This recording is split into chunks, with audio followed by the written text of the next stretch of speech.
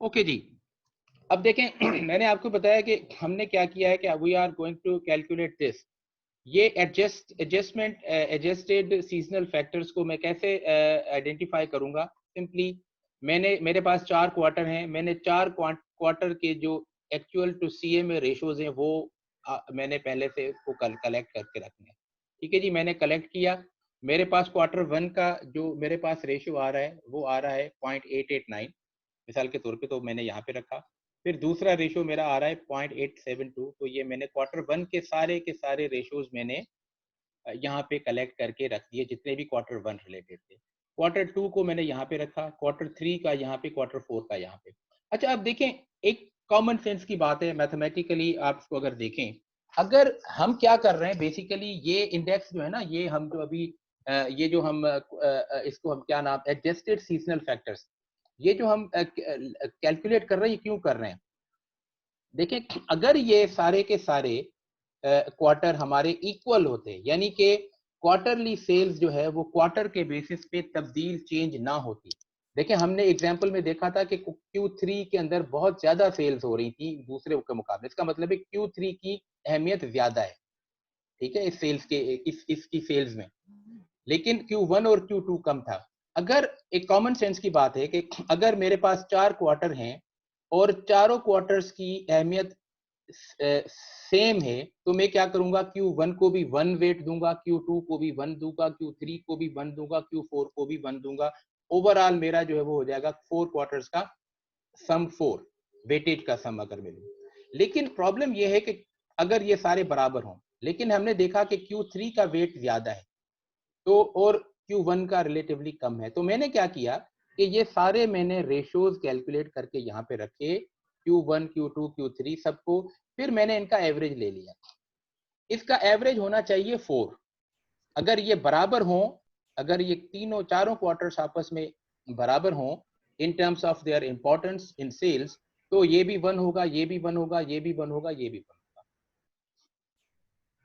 ठीक है जी, लेकिन अब इशू ये है कि ये बराबर नहीं है। इसका मतलब है, फिर एक चीज हमें पता है कि जो वेटेज क्वार्टर 3 का है वो ज्यादा है।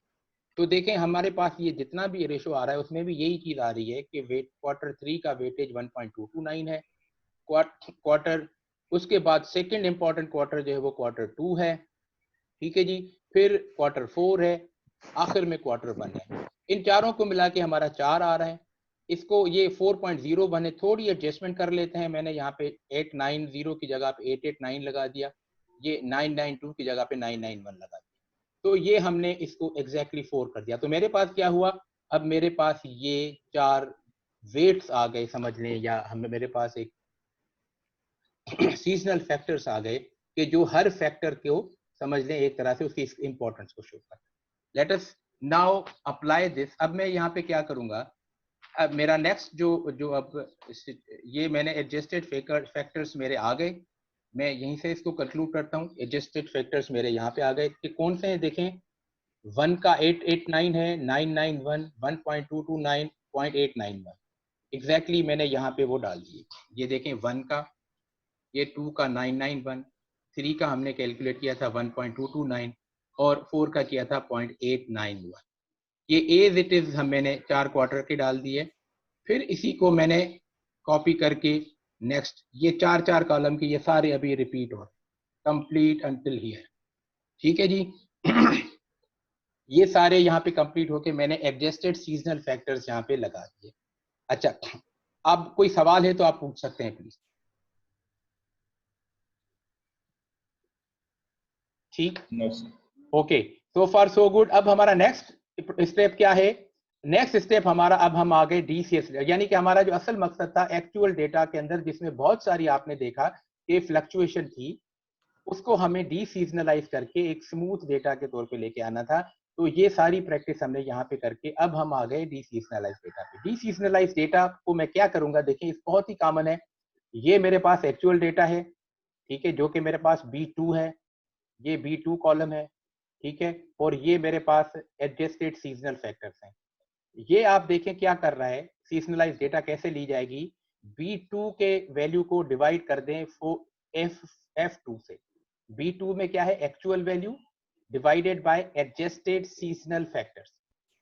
तो अगर इसको 842 को 0.889 से डिवाइड कर दें तो आपको ये वैल्यू मिल जाएगी। इसको सिंपली आप ये टाइप करेंगे यहाँ पे, ये वाली चीज, ये अगर मैं फर्ज करें इसको मैं कट करूं, ठीक है जी, और मैं यहाँ पे इसको फिर से मैं फर्ज करिए आपने टाइप करके पेस्ट कर दिया तो ये आ गई। जब ये आ जाएगी तो उसके बाद मैंने आपको बताया कि ये वाला जो फाइल, इसको डबल क्लिक करेंगे तो ये सारी की सारी नीचे ड्रैग हो, सारी कैलकुलेट हो जाएंगे। तो मेरे पास अब क्या हो गया, डी सीजनलाइज डेटा आ गया, ठीक है जी।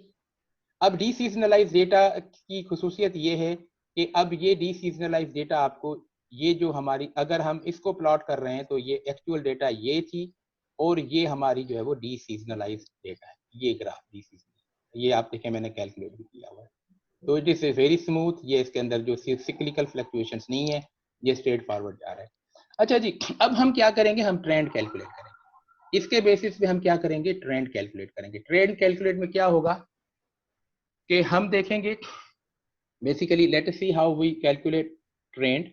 ट्रेंड के अंदर आपका एच कॉलम आ जाए आप, ये देखें जी स्टेप, ये आपका column step 7 column H, compute trend bye running regression analysis. आप ये ट्रेंड कैसे करेंगे, रिग्रेशन एनालिसिस रन करेंगे, ठीक है जी। डिपेंडेंट वेरिएबल आपका क्या है, डी सीजनलाइज डेटा, ठीक है जी।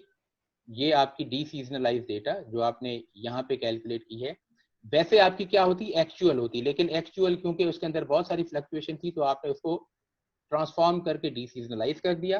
तो ये डिपेंडेंट वेरिएबल और इसका इंडिपेंडेंट, जी जी सर कुछ लोग बाहर खड़े हैं, उनको ऐड कर दें आप मीटिंग में। Okay okay, thank you for reminding me. असल में हाँ, ओके जी। इज इट ओके कि अब हम क्या कर रहे हैं कि इसको हम डी सीजनलाइज डेटा के बेसिस पे ट्रेंड कैसे कैलकुलेट, ट्रेंड हमें एक्चुअल वैल्यूज देगा।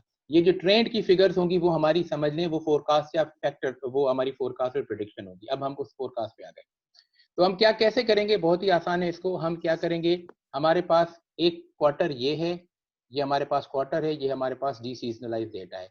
ये क्या, how to do that, how to calculate the trend. Trend calculate करने के लिए आपको क्या करना होगा, आप एक रिग्रेशन रन करेंगे, डिपेंडेंट वेरिएबल आपका होगा डी सीजनलाइज डेटा और इंडिपेंडेंट वेरिएबल आपका होगा टाइम या कि क्वार्टर जो है हमारे पास, ठीक है।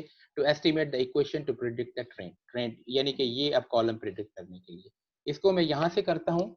ये इसका तरीका क्या है प्रिडिक्शन का, रिग्रेशन रन करने का, आपको एक्सेल पे मैंने प्रीवियस क्लास में भी बताया था। आप सिंपली क्या करेंगे कि आप प्लीज, ओके जी, आप क्या करेंगे कि आप, आपके पास ये एक डी सीजनलाइज डेटा है और ये आपके पास टी है। तो आप you simply go to the data, data में जाके डेटा एनालिसिस पैकेज को ऑन करें। डेटा एनालिसिस पैकेज में रिग्रेशन आ जाएगा। जब ये रिग्रेशन आ जाए तो इसको करें ओके। अच्छा, अब ओके हमारे पास ये आपको क्या दे रहा है, देखें हमारे पास इनपुट वाई रेंज यानी कि डिपेंडेंट वेरिएबल। तो मेरे पास डिपेंडेंट वेरिएबल की रेंज ये है, मैं इसको सिलेक्ट करके मैंने इसको पूरा का पूरा यहाँ पे लेके आ गया। तो ये सारी डेटा मेरी यहाँ पे, सॉरी ये मैंने एक्स की डाल दी है, ये मुझे वाई की करनी है, ठीक है जी। वाई की डी सीजनलाइज डेटा है मेरे पास, इसको मैंने ऑटोमेटिकली सिलेक्ट में करूंगा इसको तो ऑटोमेटिकली मेरी डेटा यहाँ पे आ गई है। अब मुझे एक्स की डेटा, एक्स मेरा क्या है, एक्स इज क्वार्टर, ठीक है जी। तो I just go and do this for the quarter, okay ये हमारा क्वार्टर का आ गया। अब आपको उसमें अब और कुछ नहीं करना ज्यादा, आप इसको ओके कर दें। ओके करेंगे तो ये आपको एक दूसरी शीट पे आपको एक ट्रेंड, आपको रिग्रेशन इक्वेशन मिलेगी, ठीक है जी। रिग्रेशन इक्वेशन आपको कौन सी मिल रही है, आप देखें रिग्रेशन इक्वेशन कैसे होती है। आमतौर पे हम लिखते हैं y is equal to a plus B X, ये इक्वेशन होती है, ठीक है। जिसमें a क्या होता है, a आपका इंटरसेप्ट होता है। तो मैं इस इक्वेशन को अगर लिखूं तो ये मेरी इक्वेशन हो जाएगी, जो मेरी ट्रेंड को एस्टिमेट करने की इक्वेशन है वो हो जाएगी। a की वैल्यू इसमें क्या है, ये समझ ले इंटरसेप्ट हमारा a है और ये क्वार्टर हमारा जो है वो यहाँ पे x है, ठीक है। तो हम यहाँ पे क्वार्टर को लेंगे x, ओके, तो अब देखें मेरे पास अब वैल्यू क्या आ रही है, मेरे पास जो इक्वेशन की वैल्यू आ रही है वो आ रही है 920.91 प्लस, ठीक है जी। और मेरे पास अब ये जो क्वार्टर की वैल्यू आ रही है बी की ये 19.29, ये मैंने ये वाली वैल्यू रख दी बी की वैल्यू। और आगे इसमें क्या आ जाएगा, आगे सिंपली इसमें आ जाएगा क्वार्टर, जो क्वार्टर होगा आपका वो क्वार्टर आ जाएगा। अगर क्वार्टर 1 है तो क्वार्टर 1, क्वार्टर 2 है तो क्वार्टर 2। आपने ये किया कि जी ये एग्जैक्टली यही इक्वेशन आपने यहाँ पे यहाँ से कैलकुलेट की, कॉपी की, इसको आप जाके कॉपी करें and you come to this आप टाइम सीरीज सॉल्व में प्लीज। अब आप क्या करेंगे कि आप इसको यहाँ पे, जैसे ये टाइम सीरीज है ना ट्रेंड, आपने मैंने आप इसको यहाँ पे पेस्ट कर दें, ठीक है जी। ये पेस्ट आ गई, प्लीज अपने शर्ट रखें please.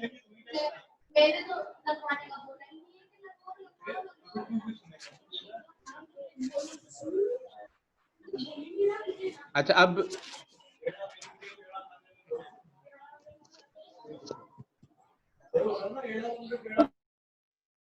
Okay, now what I am going to do, मैं इस ट्रेंड को कैसे कैलकुलेट कर रहा हूँ, ये मेरे पास अब Q की वैल्यू मेरे पास क्या है, Q की वैल्यू यहाँ पे 1 है।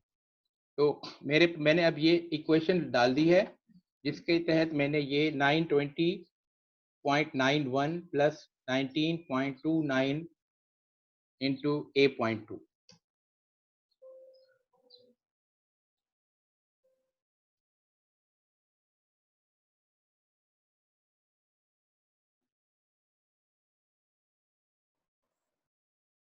Let us do it on this here. आप देखें ये ट्रेंड, अच्छा ये आप इसको आप ये आई एम सॉरी, ये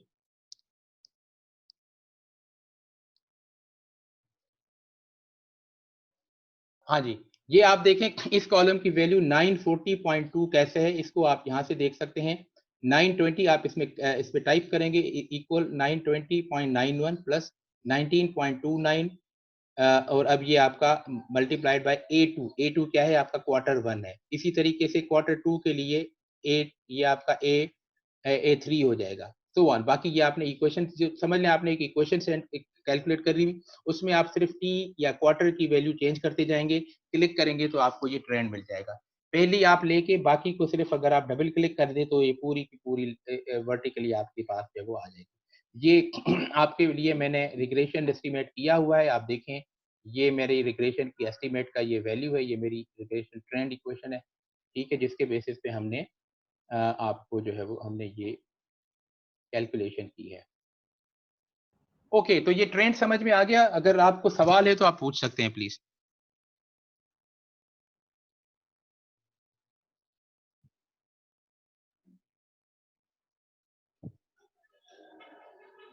यस, अगर सवाल है तो पूछें प्लीज। Excuse me. सर अब देखें ये हमने ट्रेंड, वेरी गुड। अब देखें हमारे पास ये ट्रेंड, जब हमारे पास ये ट्रेंड आ जाएगा ना, देखें तो हम क्या करेंगे, मेरे पास ये डेटा है 44 की, 44 क्वार्टर्स की, ठीक है। अगर मैं 44 अगर 45 की करना चाहूं तो क्या करूंगा, 45 यहाँ पे लिखूंगा तो मेरे पास ये प्रेडिक्शन आ गई, 46 की आ गई। कैन यू सी दिस, यानी कि मुझे अगर 45th क्वार्टर को प्रिडिक्ट करना है तो ये वैल्यू मेरे पास है, 46 को फोरकास्ट करना है तो 46 की ये है, 47 क्वार्टर की मेरे पास ये है। तो this is how I will be able to do my forecast. Clear हो गई बेटा ये बात? Yes, are you clear about that? Yes sir इतने तो कंप्यूटर में ऐसा कर ना आयो पर पेपर में की कह सकना भी नहीं। पेपर में कीअं करे, हे सॼो मां तव्हांखे हे सॼो हिते लिखियो पियो आहे, फॉर्मूला सभु लिखिया पिया आहिनि हिते तव्हांजे आसानी जे लाइ। आई पेपर में तव्हांखे हेॾी वॾी डेटा थोड़ी मिलंदी 44 जी, पेपर में तव्हांखे 4-5 वैल्यू लॻेव। once we have the हम एक इसमें अब एक आखिरी चीज ये करेंगे प्लीज।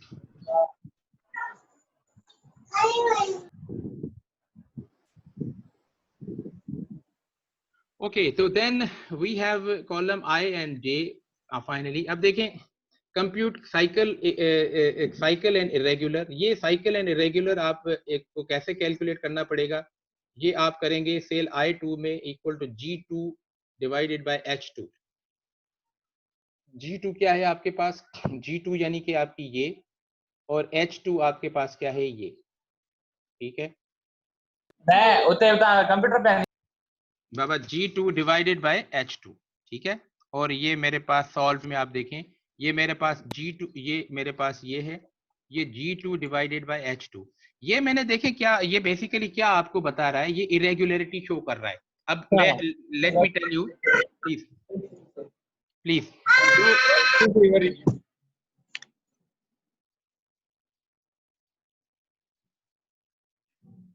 ओके जी, तो what we are doing here कि ये देखें ट्रेंड और डीसीजनलाइज को, ये डीसीजनलाइज डेटा थी हमारी, ट्रेंड हमने ये प्रेडिक्ट किया है, और ये आपका सिक्लिकल इरेगुलर आपका, इसको व्हाट इज दिस G2 यानी कि डीसीजनलाइज डेटा ओवर ट्रेंड।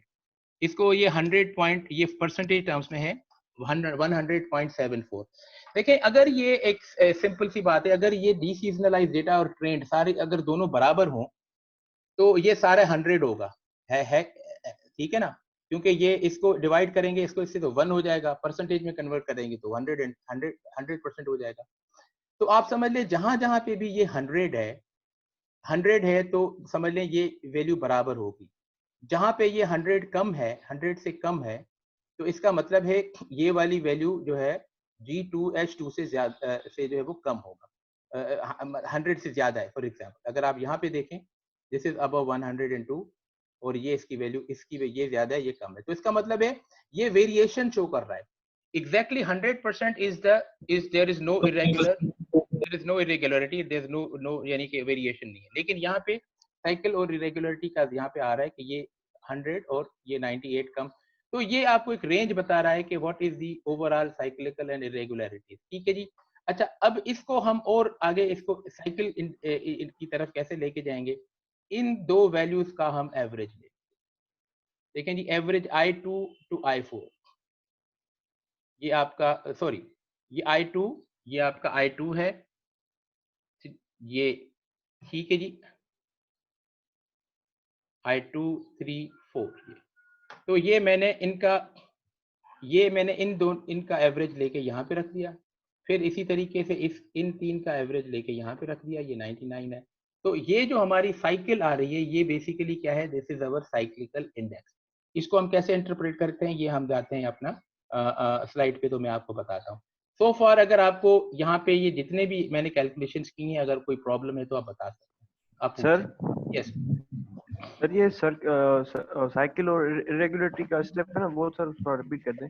ये सिंपल है बहुत, ये रेशो है, साइकिल एंड इरेगुलर रेशो है डीसीजनलाइज टू ट्रेंड, डीसीजनलाइज और ट्रेंड का रेशो है। ठीक है, अगर ये दोनों बराबर होंगे तो ये 100% होगा, अगर ये कम होगा, ये ज्यादा होगा, तो देखें ये फिर 100 से नीचे होगा। ठीक है, और अगर ये ज्यादा है, ये कम है, तो ये अच्छा, ये एक्चुअली बेसिकली हम क्या कर रहे हैं, ये मैंने आपको बताया ना कि ट्रेंड जब आया तो हमें पता था कि इरेगुलरिटीज भी तो है ना, इरेगुलर डेटा जो नॉइज वगैरह है, तो ये हम उसको कैलकुलेट। ठीक है, तो अगर ये एग्जैक्टली 100% आएगा तो ये जो डीसीजनलाइज डेटा और ट्रेंड के अंदर कोई फर्क नहीं आएगा, लेकिन अगर कमी, अच्छा फिर हमें ये भी देखना है, एक चीज जिन में रख लें कि साइकिल इसके अंदर हमें देखना है कि वेरिएशन कितनी है, रेंज कितनी है।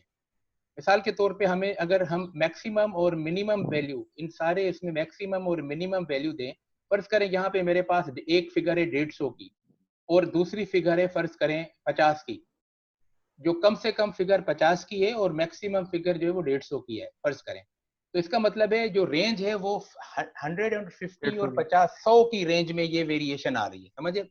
तो ये बहुत ज्यादा वेरिएशन है, समझ रहे हैं मेरी बात। लेकिन अगर ये वेरिएशन कम रेंज में है, इस डेटा को अगर मैं देखूं तो ये वेरिएशन सिर्फ 5% के रेंज में है, which is not too big. लेकिन ये वेरिएशन अगर बहुत ज्यादा हो जाएगी तो वो ट्रेंड और उसके अंदर वो फिर इरेगुलरिटी और वो नॉइज का ज्यादा इफेक्ट आता है। ठीक है, तो आप ये समझ लें। चलें अब मैं जाता हूँ इसको, I am going to my इसका यहाँ पे मैं आता हूँ अपना। अच्छा जी, अब हम जो इसको हम इम्पोर्टेंट समझते हैं, ये साइकिल जो है वो साइक्लिकल इंडेक्स के बारे में थोड़ी चंद चीजें आप ध्यान में रख लें। ये क्या है? Let us see. when the index rises above 100, अगर ये 100 से अगर ज्यादा है तो इसका मतलब क्या होगा? The indication is that economic activity is strong, यानी कि इकोनॉमिक एक्टिविटी ज्यादा है, स्ट्रांग है, और हम जो है वो ग्रोथ की तरफ जा रहे हैं। The opposite holds for the index numbers below 100। ठीक है, फर्ज करें अगर आप इधर आ जाएं, आप देखें ये दोनों 100 से ज्यादा हैं, दो एक कंसेक्यूटिव, यहाँ पे देखें कंसेक्यूटिव 4 क्वार्टर्स के लिए ये 100 से ज्यादा है, फिर कंटिन्यूअसली ये जो है वो ये सारे क्वार्टर्स देखें आपके जो है वो कम है, 100 से कम है। तो इसका मतलब ये 100 या 100 से ज्यादा जब होगी तो इकोनॉमिक एक्टिविटी उस साइक्लिकल स्ट्रांग होगी। ये साइक्लिकल जो हमने जो इफेक्ट लिया था वो, तो एक्टिविटी स्ट्रांग होगी। और अगर हम यहाँ पे देखें ये 3 क्वार्टर्स स्ट्रांग है, लेकिन यहाँ पे देखें तो जहां जहां पे 100 या उससे 100 से ज्यादा है तो हम कंक्लूड करेंगे कि इकोनॉमिक एक्टिविटी स्ट्रांग है, और 100 से कम है तो समझेंगे स्ट्रांग एक्टिविटी कम है। The data in column 10 fluctuate very little, less than 2%. Therefore, no great adjustment is required. आमतौर पे ये जो मैंने आपको बताया कि वेरिएशन कितने रेंज में हो रही है, जो हमारी कॉलम 9 में डेटा थी वो 5% के रेंज में तकरीबन मूव कर रही थी। आप जाके उसको वेरीफाई कर लीजिएगा, यानी कि जो मैक्सिमम वैल्यू है और मिनिमम वैल्यू तकरीबन उसमें डिफरेंस लेंगे रेंज का तो 5% का आएगा, और इधर आप लेंगे तो तकरीबन 2% का, तो ये कोई बहुत बड़ी ज्यादा वेरिएशन नहीं है। However, if the indication is that the economy is in downturn, which may be expected to have some influence on the soft land, then a minor forecast adjustment may be made. तो अगर ज्यादा fluctuation है, 2% से ज्यादा है, मैंने जैसे आपको बताया कि 40%, 30%, 20%, तो फिर हमें जो है वो हमें इसको एडजस्टमेंट की जरूरत पड़ेगी, ट्रेंड को एडजस्ट करने की जरूरत पड़ेगी। वो फिर उसमें हमें, इसका मतलब ये हुआ कि हमारा वो ज्यादा जो है वो इतना इफेक्टिव नहीं है। जितनी ये वेरिएशन कम होगी फ्लक्चुएशन, उतना हम अपने इस पे वो एनालिसिस को ज्यादा स्ट्रॉन्ग समझेंगे। चलें जी, ये मैं आज इसको ये आपकी कंप्लीट हो गई, और मेरे ख्याल में कि अभी 12:40 हुए हैं। Hello, all of you are with me? Yes, sir. Okay, so I think Yes, sir. Thank you so much. चलें जी, अब मैं आई एम ओके थी। थर्ड क्वार्टर में आपकी सेल्स लेवल एक्टिविटी ज्यादा थी दूसरे क्वार्टर से मुकाबले में। इसका मतलब है थर्ड क्वार्टर की जो है वो की अहमियत ज्यादा है, तो ये इसमें आपने उसको इस तरीके से ले लिया। तो अब हम क्या कर रहे हैं बेसिकली कि इसकी डीसीजनलाइज करने के लिए एक्चुअल डेटा को हमने एडजस्टेड सीजनल फैक्टर्स कैलकुलेट किए। इसका मतलब ये है कि हर क्वार्टर को हमने एक फैक्टर दिया। क्वार्टर 1 का फैक्टर 0.889 है, तो इसका मतलब है कि क्वार्टर 1 की हर वैल्यू को इस 0.889 से हम जो है वो एडजस्ट करेंगे। ये क्वार्टर 1 है, फिर फिफ्थ क्वार्टर में 1 है, देखें यहाँ पे भी 0.889, फिर आपके फिफ्थ के बाद मेरे ख्याल में 9 आपका होगा, तो ये भी देखें 0.889। ये क्वार्टर 1 का जो फैक्टर हमने लिया 0.889, एक्चुअल डेटा की हर वैल्यू को हम इसके साथ हम डिवाइड करेंगे तो हमें डीसीजनलाइज डेटा मिलेगा। सिमिलरली क्वार्टर 2 का जो फैक्टर है, क्वार्टर 2 की डेटा को क्वार्टर 2 के फैक्टर से डिवाइड, क्वार्टर 3 की डेटा को क्वार्टर 3 के फैक्टर से, वो 1.229, यहाँ पे भी 1.229, 1.229, 1.229, ये कांस्टेंट सारे रिपीट हो रहे हैं। अब क्लियर हो गई बात? तो ये तो हो गया सर, लेकिन अभी जो लास्ट में एडजस्टेड सीजन फैक्टर्स आपने रखा है उसमें पहले ही आपने क्वार्टर 3 रखा है, क्वार्टर 1 क्यों नहीं, क्वार्टर 2 क्यों नहीं? ये मतलब किस में? पहले ही क्वार्टर 3 ये वाला adjusted season factor at the end sir, आखिर में। ये वाला? नो सर, आखिर में, जो पहले आखिर में सर। ये वाला नहीं, कहाँ पे यार? इस पे आप करोगे, इसमें पहले मैंने क्या रखा है? क्वार्टर 3 रखा है आपने इधर। क्वार्टर 3 भाई कहाँ है? ये तो क्वार्टर 1 पहले है ना, क्वार्टर 1 पहले है, फिर क्वार्टर 2 है, क्वार्टर 3 तो यहाँ पे है। नो सर, क्वार्टर 3 की आपने वो मतलब वैल्यू रखी है ना पहले। भाई इसमें कोई फर्क नहीं पड़ता। ये देखें, मुझे कन्वीनियंस यहाँ पे लग रहा है ना, ये देखें, ये मैंने एज इट इज डेटा यहाँ पे कन्वीनियंटली रख दी है बस। ये मैं इसको यहाँ पे भी रख सकता हूँ, कोई इशू नहीं है। मैं इधर इधर भी कर सकता हूँ, इसको मैं नीचे भी कर सकता हूँ, नो वरीज। बल्कि इन सब को मैं उठा के एक तरह, ये इसको इन सब को स्ट्रेट फॉरवर्ड यहाँ पे, मतलब यहाँ से लेके देखें, इसमें 4 ब्लैंक्स है ना, सही हो 4 गया सर, ब्लैंक। सही हो गया। ये थोड़ा बस सिंपली मैंने कन्वीनियंस के लिए रखा है, इसका कोई इसके साथ फर्क नहीं है कि क्वार्टर ये भी। अब इसका पॉइंट ये है देखें कि हमारे पास जो बेसिकली हमारा यहाँ से ये शुरू हो रहा है क्वार्टर 3, ठीक है। तो मैंने स्टार्ट जब किया था, मैंने जब स्टार्ट, अच्छा ये जो रेशो है ना, बेसिकली ये रेशो, ये जो कैलकुलेशन ये वाली हो रही है, ठीक है, ये आपकी हो रही है इसके बेसिस पे, ठीक है, ये 1.2। तो सबसे पहले मेरे पास क्वार्टर 3 की वैल्यू यहाँ पे है, तो मैंने इसको उठाया और इसको फिर यहाँ पे डाल दिया। फिर क्वार्टर 2 की वैल्यू 4 की मेरे पास है, तो मैंने क्वार्टर 4 उठाया, ठीक है। तो ये मुझे कन्वीनियंस इस लिहाज से ये सीक्वेंस बनाया, अदरवाइज इसका कोई और कंप्यूटेशनल इसकी इंपॉर्टेंस नहीं है, ठीक है जी। Okay sir, thank you. चले, अच्छा अब बात सुने, मैंने आपके ये स्लाइड जो है प्लस इसकी स्लाइड और ये पूरी एक्सेल शीट और प्लस इसकी जो है वो अपनी मेरी मैंने आपकी गूगल क्लासरूम पे भी डाल दी है और प्लस मैंने LMS पे भी डाल दी है, ठीक है। आप इसको आप इसको आज अपने, अच्छा मैंने ये जो ब्लैंक इसलिए छोड़ा है आपके लिए, ये मैंने अपने तरफ से सॉल्व की है पूरी, ये मैंने आपको इसलिए इसलिए छोड़ा है ताकि आप खुद से इसको जो है वो प्रैक्टिस कर सके। क्लियर हो गई बात? इसका अच्छा लेट मी टेल यू, अब इसका और अच्छा तरीका ये होगा कि आप ये 44 की 44 ना लें, सिंपली आप एक काम करें कि 8 या 12 की ले लें बस, ठीक है जी। ये 12 की डेटा लें, आप समझ रहे हैं मेरी बात? 12 की डेटा मतलब 12 की डेटा मतलब 3 साल की डेटा, 4 क्वार्टर फिर दूसरा क्वार्टर, ये 8 तक, ये 12, 3 साल की डेटा लें, उसको मैन्युअली भी करें, उसको मैन्युअली करें, ठीक है। 12 की डेटा मैन्युअली करने से आसान हो जाएगी, प्रोसेस समझ लें, बाकी इसमें कोई और इशू नहीं है, ठीक है। प्रोसेस पहले 12 की ले लें, 12 की आपकी यही होगी। हाँ ऑब्वियसली इसमें ट्रेंड का फर्क आ जाएगा क्योंकि आपकी जो रिग्रेशन इक्वेशन है वो डिफरेंट हो जाएगी, तो उसका एक इशू अलग होगा, लेकिन कोई इशू नहीं है। आप पहले 12 वैल्यूज को लेके मैन्युअली करें, फिर इसको आप जो है वो आप इसको प्रैक्टिस के तौर पे इसको कंप्लीट करें, ठीक है जी। ठीक है, अब मैं इसको आपकी स्क्रीनशॉट्स आपको जो है वो ले लूँ आपकी, तब उसके बाद फिर मैं by the way thank you very much बेटा, मैंने बहुत आपके साथ एंजॉय किया, काफी टाइम के बाद आपकी क्लास हुई थी, तो it was so nice to see all of you and I hope to C